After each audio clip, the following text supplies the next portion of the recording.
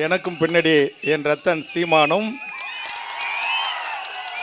Doctor ஐயா மருத்துவர் கிருஷ்ணசாமி அவர்களும் உரையாற்ற இருக்கிறார்கள்.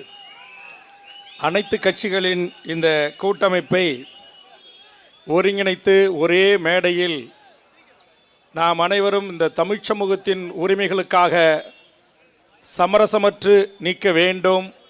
அப்படி நிற்பதற்கான ஒரு மேடையாக இந்த மேடையை ஒழுங்கு செய்வதற்கான பொறுப்பை நான் எடுத்துக்கொண்டிருக்கிறேன்.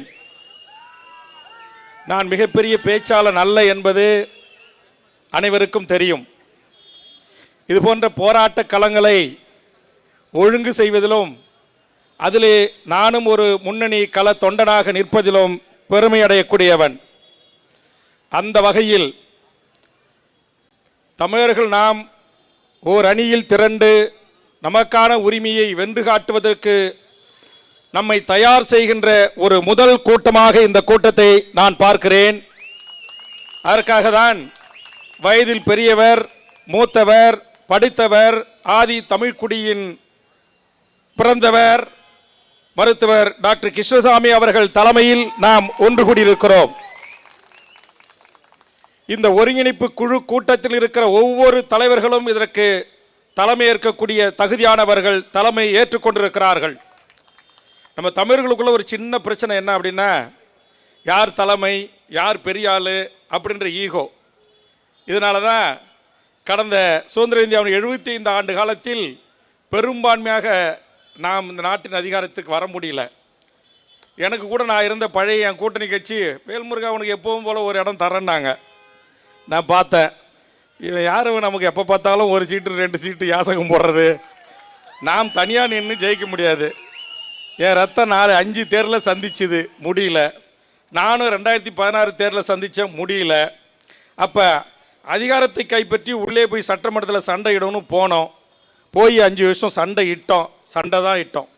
ஆனால் வச்ச 5 கோரிக்கை: தமிழீழ மண்ணில் நடந்த இனப்படுகொலைக்கு ஒரு சர்வதேச நீதி விசாரணை பொறிமுறை, அந்த மக்களுக்கு நிம்மதியான ஒரு தனித்தமிழீழ அரசை உருவாக்கி தருவதற்கான ஒரு பொது வாக்கெடுப்பு, இங்கு அகதிகளாக வந்து எம் மண்ணில் வாழ்கின்ற எம் ஈழத்து உறவுகளை அடைத்து வைக்கின்ற திருச்சி சிறப்பு முகாம் உள்ளிட்ட முகாம்கள் மூடப்பட வேண்டும், பாஸ்போர்ட் விசா சட்டங்களில் கைது செய்யப்பட்டு சிறையில் அடைக்கக்கூடிய அல்லது பதிவு செய்யப்படாமல் இருக்கிற அனைத்து என் தாய் தமிழ் உறவுகளையும் விரும்புகிற நாடுகளுக்கு அனுப்பி வைக்கின்ற உரிமை, அவர்களுக்கான இரட்ட குடியுரிமை, சாதிவாரி கணக்கெடுப்பு, இதுபோல காவேரி, முல்லைப்பெரியார், பாலாறு, கச்சத்தீவு உள்ளிட்ட என் தமிழ் சமூகத்தின் வாழ்வுரிமை சிக்கல்கள், தமிழக அரசு பதவிகளில் 100% தமிழ்நாட்டின் மண்ணின் பூர்வீகுடி மக்களுக்கே என்கிற சட்டம் இயற்று, ஒன்றிய அரசு பதவிகளில் முழுவதுமாக இன்றைக்கு 99% வடக்கன் ஆக்கிரமித்துக் கொண்டிருக்கிறான். அதில் 90% அந்தந்த மாநிலத்திற்கு, இந்திய முழுக்க இருக்கிற மாநிலங்களில் இந்திய முழுக்க இருக்கிற அந்த மாநில அந்தந்த தேசிய இன மக்களுக்கு வழங்கு. இந்த கோரிக்கைக்கு ஒரு தீர்மானத்தை நிறைவேற்றி அனுப்பு. நான் சீட்டும் கேட்கல, ஒன்றும் கேட்கல. ஏன்னா திரும்பவும் ஒரு சீட்டு தான் கொடுப்பான். அது ஒரு சீட்டை போய் கேட்டுக்கிட்டு வாங்கிக்கிட்டு நிற்கிறத விட இந்த கோரிக்கையாச்சும் நிறைவேற்றுங்க அப்படின்னு சொன்னேன். ஆனால் இந்த கோரிக்கையை கூட கிஞ்சித்தும் மதிக்காத திராவிட முன்னேற்ற கழகத்திற்கு நாம் யார் என்று பாடம் புகட்ட வேண்டும் தமிழர்கள் என்பதற்காக நானே ஒரு கூட்டணியை உருவாக்கி கடைசி 10 நாளில் டெல்லிக்கு பறந்தோடி போய் சின்னத்தை வாங்கி எங்கள் டாக்டர் ஐயாவோட ஒரு 60 தொகுதிகளில் நீங்கள் போட்டுங்க டாக்டர், நான் ஆள் போடலை, ஒரு தொகுதி உடன்படிக்கை. ஏன்னா கூட்டணி வைக்கிறதுக்கு நேரம் அதுக்கெல்லாம் பேசி உட்காந்துருக்கு நேரம் இல்லை. ஒரு 60 தொகுதி, மீதி எல்லா தொகுதியிலும் நான் ஆளை போடுறேன். என் செந்தமிழ் சீமான் போட்டியிட்ட காரைக்குடியில் வேட்பாளர் நிறுத்தப்படாது, ஆம்சாங் மனைவிக்கு வேட்பாளர் நிறுத்தப்படாது அப்படின்னு ஒரு 4 தொகுதியில் அறிவிச்சுட்டு மீதி 170 தொகுதிகளில் வேட்பாளரை நிறுத்தினோம். இன்னைக்கு டாக்டர் நானும் சேர்ந்து பெருமையாக, ரத்தம் வந்து எங்களுடைய பெரிய கட்சி, அது 40 லட்சம் 19 லட்சம், அது வந்து ஆட்சி பிடிக்கிற இடத்துல 3வது பெரிய கட்சி. அதனால் அவர் யாரையும் தோக்கடிக்கிறன்ற சொல்லலை. அவர் வாயால் நான் தாண்டா ஆள போகிறேன், இது என் நாடு என் மண்ணுன்ற டாபிக் போயிட்டார். அதனால் நான் என்ன செஞ்சேன், இவங்களை தோக்கடித்து ஒரு பாடம் கற்பிக்கணும் அப்படிங்கிறதுக்காக நானும் டாக்டரும் உடன்பாடு ஏற்படுத்தி கொண்டு இன்னும் சில அரசியல் கட்சிகளோடு உடன்படிக்கை ஏற்படுத்தி கொண்டோம். அந்த உடன்படிக்கை தான் நாங்கள் வாங்கின 100 ஓட்டிலேருந்து அதிகபட்சம் டாக்டர் வாங்கின 15,000 ஓட்டு, என்னுடைய சகோதரர் வாங்கின 12,000 ஓட்டு வரையில் 10,000, 5,000, 7,000, 2,000, 1000, 2,300 பெரிய கருப்பம் ஒரு ஓட்டில் தோத்தான். இன்னைக்கு திமுகவும் அதிமுகவும் ஆட்சி கட்டில் அமர விடாமல் செய்தது இந்த கூட்டத்தில் இருக்கிற ஒரு சின்ன பகுதி. இங்கே உட்காந்துருக்கிற டாக்டரை தவிர வேற யாரோட நாங்கள் அரசியல் ரீதியாக கூட்டணியே வைக்கல. நான் இன்னைக்கு சீமான் ரத்தத்தில் தொடங்கி அங்கே உட்காந்த அண்ணன் என்ஆர் தனபாலம், ஏர்போர்ட் மூர்த்தி, நம்முடைய துணை பொதுச்செயலாளர் தம்பி மன்சாரி, எல்லா சாமிஜி, இங்கே இருக்கிற தனியரசு, எங்கள் பாட்டாளி மருத்துவர் சின்னையா, என் அண்ணன் திருமாரஞ்சி, இங்கே இருக்கிற நம்முடைய சண்முகம், நம்முடைய பாரிவந்தர்லேருந்து இங்கே இருக்கிற எல்லா எங்கள் கோசு மணியை, நம்ம பின்னாடி உட்காந்துருக்கிற நம்முடைய ரமேஷ் உட்பட எல்லா தலைவர்களும் எல்லாருக்கிட்டையும் உங்ககிட்ட வேண்டுவது ஒரு 3 தேர்தலில் தமிழ் சமூகத்தின் உரிமைக்காக ஒன்று கூடுறோம். ரத்தம் நமக்கு இந்த நீ பெரியவனா நான் பெரியவனாலாம் வேண்டாம். ஒரு 3 தேர்தலில் இன்னும் கூட நான் ஒரு 10 கட்சி அழைப்பேன், வருவாங்க கண்டிப்பாக. 10ல் ஒரு 40 கட்சி இருக்காங்க, அழைக்கிறது வராங்க. எல்லாரும் சேர்ந்து இந்த யார் தலைமை யார் முதலமைச்சர் இதெல்லாம் தூக்கி அப்புறம் வச்சிடும். எங்களுக்கு தெரியும் எங்கள் செல்வாக்கு என்னன்றதை ஒரு தேர்தலில் ஒரு கடைசி 10 நாள் ஒரு பரிசு வச்சுருக்கிறோம். அதனால் எல்லாத்தையும் தூக்கி ஓரம் வச்சுட்டு ஒரு 3 தேர்தலில் இந்த திமுக, அதிமுக, பிஜேபி, காங்கிரஸ் இப்போ வந்து முளைச்சிருக்கு பாருங்கள் ஒரு கட்சி. இதை ஒரு கட்சினே சொல்லுவதற்கு எனக்கு அவமானமாக இருக்குது. யார் நம்மை ஆள்வது, யார் நமக்கு அறிவுரை சொல்வது, யாரை நீ அனைத்து கட்சி கூட்டுன்னு நாம் சொல்வது என்று சொல்வதற்கு கூட அந்த தகுதியும் அந்த திறமையும் அந்த ஆளுமையும் உள்ளவர்களா என்கிற நிலைமைக்கு நாம் தள்ளப்பட்டிருக்கோம்ல. அது என்ன காரணம்னா, இப்படி என்னைக்காவது ஒரு நாள் ஒன்று கூடி இதே இடத்துல தமிழர் வாழ்வுரிமை கூட்டமைப்பு சார்பாக 100 போராட்டம் நடத்திருப்பேன். சேப்பாக்கத்தில் ஒரு 100 போராட்டம், இலங்கை தூரகத்தில் ஒரு 100 போராட்டம், யூனிசிப் அலுவலகத்தில் ஒரு 100 போராட்டம், கவர்னர் மாளிகையில் ஒரு 100 போராட்டம். 15 ஆண்டு காலமாக 150 தலைவர்கள் ஒன்றா வந்தாங்க. என் ரத்தம் மாறுபட்ட திராவிட இயக்க தலைவர்களை கூட சிபிஎம், சிபிஐ, திருமான வைகோ, சீமான் செந்தமன், சீமான் கொளத்தூர் மணி, கோவை ராமகிருஷ்ணன், அப்படின்னா நாம் தமிழருக்கும் திராவிட இயக்கங்களுக்கும் பயங்கர கருத்து முரண்பாடு. நான் ரத்தத்தை கூப்பிட்டேன், யூனிசிப் அலுவலகத்துக்கு நீ வரணும், இந்தாண்ட கோவை ராமகிருஷ்ணன் நிற்பார், இந்தாண்ட கொளத்தூர் மணி நிற்பார், நீ நடுநாயகமாக உன்னை நிற்க வைக்கிறேன் வா ரத்தன்னு வந்துச்சு. ஆனால் வந்தார். ஆனால் என்னாச்சு, இந்தமாரி போராட்ட காலத்தில் ஏதோ ஆத்திரத்தின் வெளிப்பாடு ஒன்றா நிற்கிறோம். தேர்தல் அரசியலில் தலைவர்கள் அனைவருமே சிந்திங்க. எங்கள் டாக்டர் பாரதி, நீங்களாம் மூத்தவங்க, என் ரத்தத்துக்கிட்ட சொல்லுங்கள், நானும் என் ரத்தத்தை எப்படியாச்சும் ஒரு தமிழர் தலைமையின் கீழ் ஒரு குடையின் கீழ் ரத்தம் நீனே தலைமை ஏறி நீனே வழி நடத்து நீனே எல்லாம் பண்ணிக்க, ஆனால் எல்லா ஜாதியும் ஒருங்கிணைக்கும் அப்படின்னு எங்கள் காஸ்மோபாட்டின் கிளப்பில் எங்கள் மணியரசன் நானும் எல்லா முயற்சி எடுத்தேன். இப்பயும் என் ரத்தத்தை ஒரு முறைக்கு 2 முறை அழுத்தம் கொடுத்து இந்த மேடைக்கு நான் வர சொல்லியிருக்கேன். அப்படின்னா கண்டிப்பாக மனால ஓரளவுக்கு ஏதோ அவன் நீங்கள் உங்கள் பாணியில் அவங்க திருட்டு திராவிடமாக இருக்கலாம், இல்லை திருட்டு அதிமுகவாக இருக்கலாம், ஏதோ ஒன்றா இருக்கலாம். ஆனால் ஏதோ ஓரளவுக்கு நம்ம போனால் ஒரு மாண்போட வாங்க, உட்காருங்க, பேசுங்க, ஒரு அரசியல் இருக்கும், ஒரு புரிதல் இருக்கும், ஒரு தெளிவு இருக்கும். ஒரு 50 வருஷம் இந்த தமிழ்நாட்டை மாறி மாறி ஆண்டு இருக்கான், ஒரு அடிப்படை புரிதல் இருக்கும். அவன் ஒரு தகுதியானவங்கிட்ட போய் நம்ம சண்டை போடலாம். ஆனால் இப்போ ரத்தம் நீ சண்டை போடுற, நான் சண்டை போடுறேன், நம்ம கோரிக்கை வைக்கிறவங்களாம் யார்? இன்னைக்கு பார்த்த மந்திரிகள் முகங்கள் எல்லாம் இன்னைக்கு தான் முத மந்திரிகள்லாம் பதில் அளித்தாங்க. என்ன அற்புதமான உரை, சட்டமன்ற உரை, என்ன புள்ளி விவரங்கள். ஐயோ ஐயோ ஐயோ ஐயோ ஐயோ, இப்படியேப்பட்ட ஒரு சட்டமன்றத்தை சுதந்திர இந்தியாவின் 75 ஆண்டு கால வரலாற்றில் நம்ம பார்க்கல.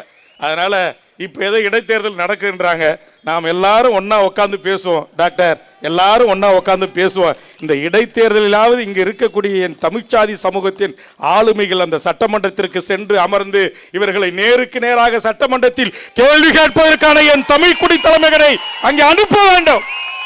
அதற்கான ஒன்று கூடலாக, அதற்கான ஒருங்கிணைப்பாக இந்த அனைத்து கட்சிகளின் கூட்டமைப்பு நான் பார்க்குறேன்.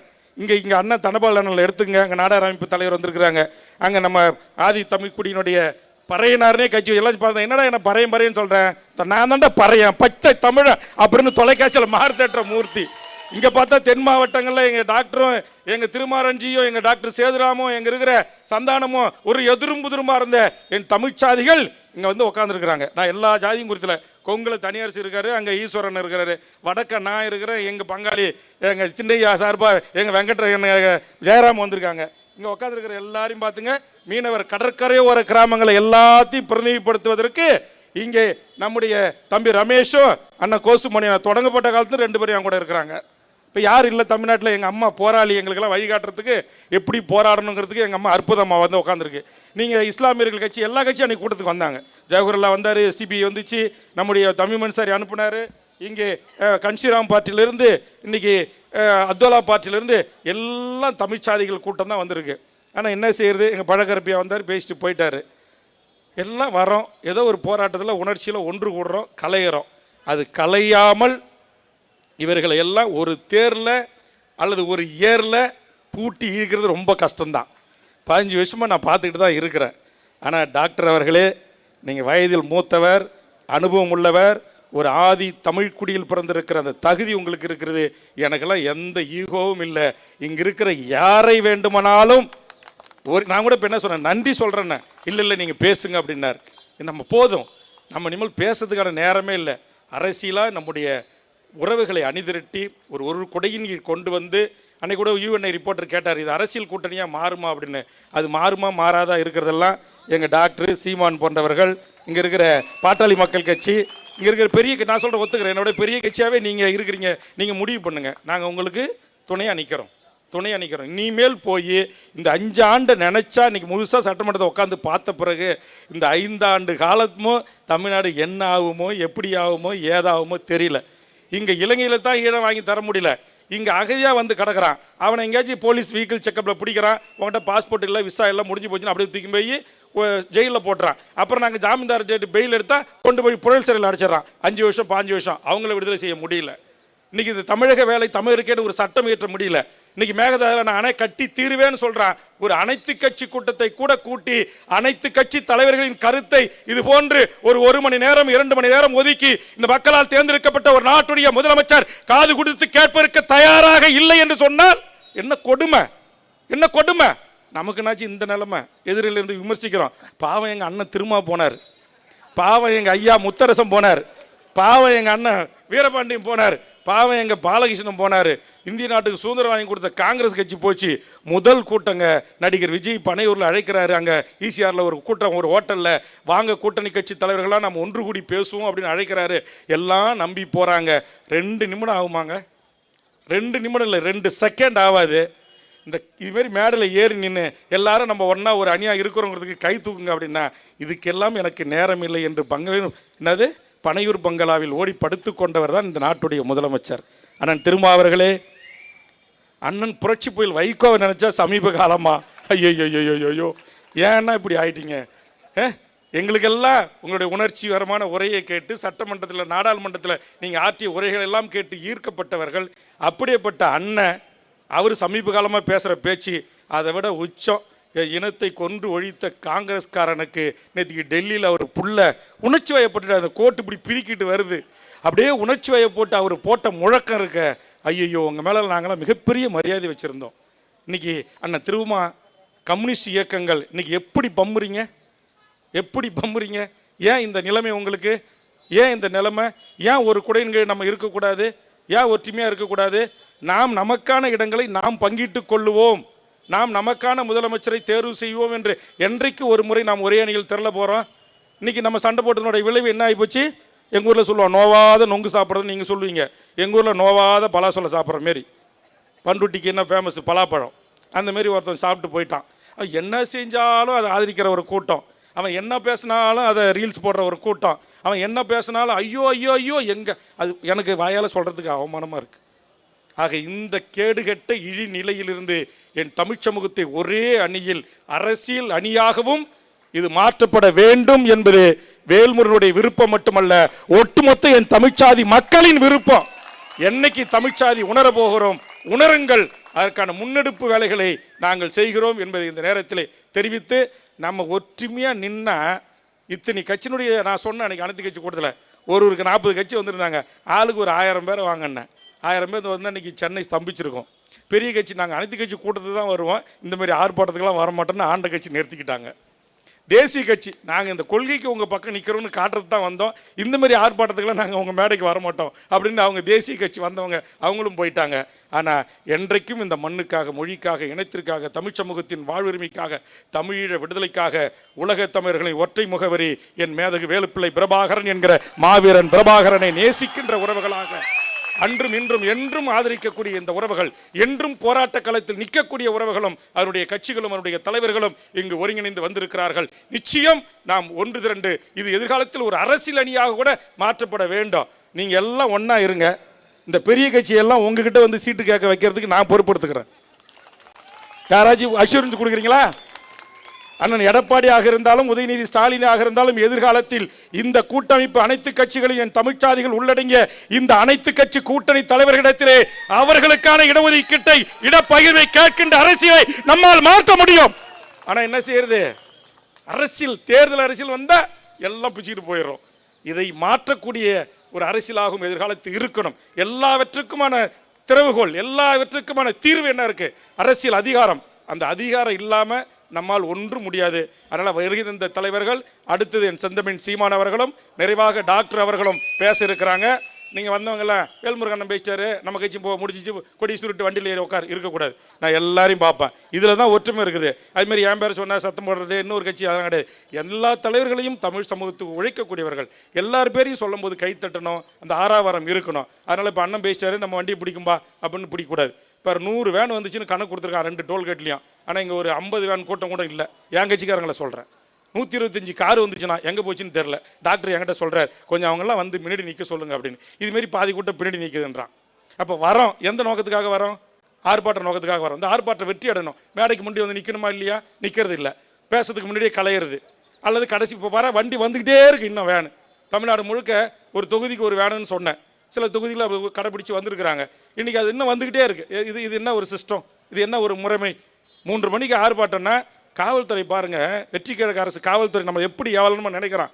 இத்தனை தலைவர்கள் வராங்கன்னு போஸ்ட் அடிச்சிருக்கோம், படம் போட்டிருக்கோம், எல்லாருக்கும் உளவுத்துறைக்கு கடிதம் கொடுத்தாச்சு. ஆனால் இத்தனை தலைவருக்கும் சேர்த்து அனுமதி அளிக்கப்பட்ட கடிதத்தில் நமக்கு கொடுத்துருக்கான் 2லேருந்து 3 மணிக்குள்ளே நீங்கள் பேசி முடிச்சுக்கணுமா. எப்படி நம்மளை பீச்சை கையால் டீல் பண்ணுறான். வெக்கம், மானம், சூடு, சொரணை, தமிழ் ரத்தம் கொதிக்கணுமா இல்லையா. பிச்சை போடுறாங்க. 2 மணிலேருந்து 3 மணிக்குள்ளே இந்த ஆர்ப்பாட்டத்தை நீங்கள் முடிக்கணுன்றான். இவ்வளோ பெரிய ஸ்டேஜ் போட விட மாட்டேன்னு சொல்லிட்டான்.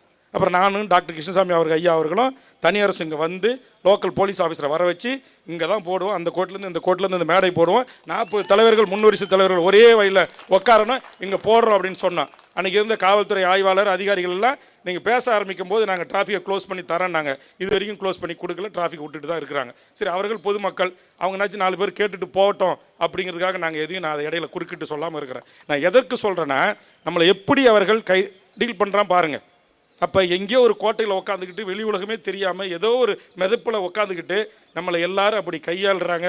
அதனால தான் இந்த மண்ணின் பூர்வீகுடி மக்களாக இருக்கிற உழைக்கும் மக்களாக இருந்த 10 தலைமுறை வாழ்ந்த நம்முடைய தேயிலை தோட்ட தொழிலாளர்களாக அந்த மாஞ்சோலையில் வாழ்ந்த இந்த மண்ணின் பூர்வீகுடி மக்களை ஏன் என்று எதற்கு என்று விளக்கம் கூட சொல்லாமல் நீதிமன்றங்கள் சொல்லிவிட்டது என்று அடித்து தூக்கி எறிகிறான். இன்னைக்கு மேகமலையில் தூக்கி எறிகிறான். கம்யூனிஸ்டுகள் தலைமையில் அங்கே ஆயிரக்கணக்கான போராட்டம் நடந்து கொண்டு இருக்கிறது. இன்றைக்கி அவருடைய வீடு, வாசல், குடிநீர், சாவு, வாழ்வு எல்லாமாக இருந்த 4-5 தலைமுறையில் 10 தலைமுறை வாழ்ந்த அந்த மக்கள், தமிழர்கள், பூர்வீகுடி மக்கள் வீடுகளை இடித்து தரமட்டமாக்குறேன்னு சொல்கிறான். இன்றைக்கி நீலகிரியில் அந்த நிலைமை, கோயம்புத்தூரில் அந்த நிலைமை, இன்றைக்கி வால்பாறை பகுதியில் அந்த நிலைமை, மாஞ்சோலையில் அந்த நிலைமை, எவ்வளவு கொடுமை நமக்கு நடந்தேறி கொண்டிருக்கிறது. தமிழ் சமூகத்திற்கான வாழ்வுரிமை சிக்கல்களில் எப்போது நமக்கு தீர்வு கிடைத்திருக்கிறது? ஏதாவது ஒன்றில் தீர்வு கிடைத்திருக்கிறதா? இன்னைக்கு பரந்தூர் விமான நிலையம் வராதான், ஆனால் அங்கே ஷிப்காட் கொண்டு வருவாங்களாம். பன்னாட்டு பணக்கார பெரும் நிறுவனங்களுக்கான மிகப்பெரிய தொழிற்சாலைகள் அமைப்பதற்கு இடம் தருவாங்களாம். இங்கே எங்களுடைய மீனவர் மக்களுடைய வாழ்வுரிமையை முற்றுமுதலுமாக பறித்து பன்னாட்டு பெரும் கணக்கான நிறுவனங்களுக்கு கடலிலே 100கணக்கான மைல் தூரம் அவன் அதானிக்கும் அம்பானிக்கும் குத்தகை என்கிற பெயரில் ரியல் எஸ்டேட் மாரி கடலை போட்டு வித்துக்கிட்டு இருக்கிறான். கேட்க நாதி இல்லை. ஆக அதிகாரம் வலிமையானதுதான். அந்த அதிகாரத்தை நாம் கைப்பற்றுவதற்கான அரசியல் எனக்கு இந்த கேடுகட்ட அரசியலில் தான் போய் முடியும். இந்த பெரும் கூட்டம் எப்படி பேசிக்கிட்டு இருக்கு, இது என்ன ரீல் போடுறது, ஷார்ட் போடுறது தெரிஞ்சுதான் நான் என்ன சொன்னேன், எப்பா நான் என்னால் முடிஞ்ச அளவுக்கு ஒரு விழிப்புணர்வு உருவாக்குறதுக்கு போகிறேன். ஐயோ இவனு கூடலாம் போய் சட்டமன்றத்தில் ஏன் சொன்னாங்க, வந்து கன்வின்ஸ் பண்ணான். திமுக இந்த 2ஆம் கட்டத்தில் நீங்களாம் சட்டமன்றத்தில் ரொம்ப முக்கியம், பேசக்கூடிய ஆள், நீங்களாம் சரியாக உள்ளே போகணும் அப்படின்னாங்க. ஐயோ இவனுக்கிட்ட போய் நம்ம பேசி நமக்கு என்ன புரியும், இது இந்த எல்லா பத்திரிகை கணிப்பு அப்படி இப்படி சொல்கிறத விட நானும் கொஞ்சம் கணிச்சேன். இது எல்லாம் இந்த காளியாங்குழி கூட்டம், எந்த ஒரு கூட்டம் எல்லாம் அங்கே தான் நாங்கள் யாரோ ஒருத்தர் பேரை சொல்லிக்கிட்டு தெரியுது. அதனால் இந்த தேர்தலையும் நம்ம நிற்கக்கூடாது, நாம் இது போன்ற ஒரு வேலையை செய்யும். ஆஃப்டர் தேர்தலுக்கு பிறகு தமிழ் மக்களை அனைவரையும் ஒரே குடையின் கீழ் கொண்டு வருகின்ற அந்த பணியை செய்வோம் என்று மூத்தவர் தலைமையிலே ஒருங்கிணைத்திருக்கிறோம். இங்கே யாருக்கு மக்கள் செல்வாக்கு இருக்கிறதோ, யார் மக்களை அனைத்து சமூக மக்களையும் அரவணைத்து ஒரு குடையின் கீழ் கொண்டு வரக்கூடிய அந்த பணிவு, தலைமை, பண்புகள், விட்டுக்கொடுப்புகள் எல்லாம் இங்கே இருக்கிற எல்லாருக்குமே இருக்கிறது. ஆக நாம் அனைவரும் ஒன்று சேர்ந்து தான் இது அனைத்து கட்சி தலைவர்களின் தலைமையில் இந்த போராட்டம் ஒரு சின்ன ஒரு கவன ஈர்ப்பாகத்தான் இதை நான் நடத்துகிறோம். நிச்சயம் இது அரசியல் அணியாக கூட மாற வேண்டும் என்பது தொண்டர்களின் விருப்பம், தமிழ்ச்சாதி மக்களின் விருப்பம். இங்கு இருக்கிறத விட இந்த வெளிநாட்டுக்கு போய் கூலி வேலை செஞ்சு உழைச்சி 100வது மாடியில் தலைகீழ கட்டி தொங்க விட்டு பெயிண்ட் அடிக்கிறானே, அவன் தான் இந்த தலைவர்கள் எல்லாம் இந்த மேடையில் ஒன்றா இருக்கணும்னு விரும்புகிறான். எங்க அரசியல் களத்தில் ஒன்றா நிற்கணும்னு விரும்புகிறான். புலம்பெயர்ந்த ஈழத் தமிழர்கள் அதை விரும்புகிறார்கள். நீங்கள் தமிழ்நாட்டில் ஏங்க இப்படி போயிருக்கீங்க, ஏங்க என்றைக்கும் ஒன்றாக மாட்டேன்றீங்க அப்படின்னு எந்த நாட்டுக்கு போனாலும் முதல் கேள்வி அப்படி தான். ஏன் வேல்முருகன் நீங்கள் ஒரு பெரிய தனியாக ஒரு கட்சி, சீமான் அண்ணன் ஒரு தனியாக ஒரு கட்சி, உங்கள் ராமதாஸ் ஐயா ஒரு தனியாக ஒரு கட்சி, திருமா அண்ணன் ஒரு தனியாக கட்சி, டாக்டர் கிருஷ்ணசாமி ஒரு கட்சி, தனியரசு ஒரு கட்சின்றான். அவனுக்கு பதில் சொல்லவே முடியல.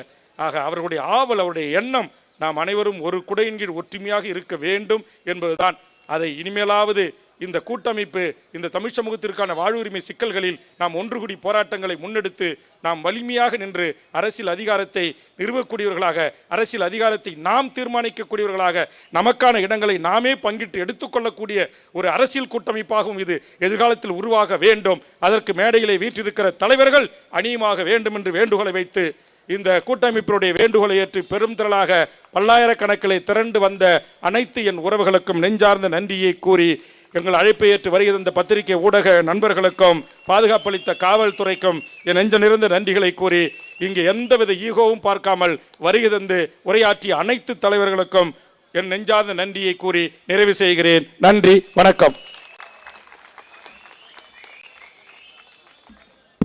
அடுத்தது இந்த கூட்டமைப்பினுடைய அழைப்பை ஏற்று வருகை தந்த நாம் தமிழர் கட்சியின் தலைமை ஒருங்கிணைப்பாளர் செந்தமிழன் சீமான் அவர்கள் உரையாற்ற அன்போடு அழைக்கிறேன்.